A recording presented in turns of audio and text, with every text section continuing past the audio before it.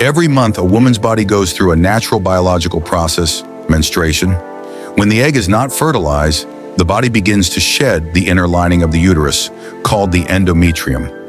At this stage, the body releases special chemicals known as prostaglandins. These hormones signal the uterine muscles to contract, helping the blood and tissue flow out. But these same contractions squeeze the blood vessels, reducing the oxygen supply to the surrounding muscles. That's what causes the pain and cramps many women feel. The pain signals then travel through the nerves to the brain, which is why the discomfort can also spread to the back or legs.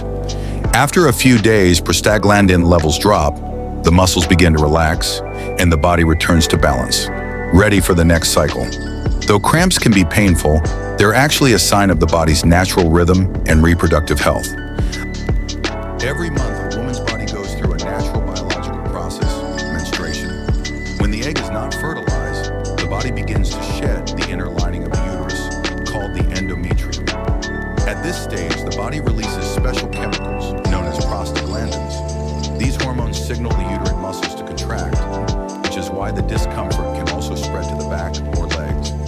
After a few days, prostaglandin levels drop, the muscles begin to relax, and the body returns to balance, ready for the next cycle.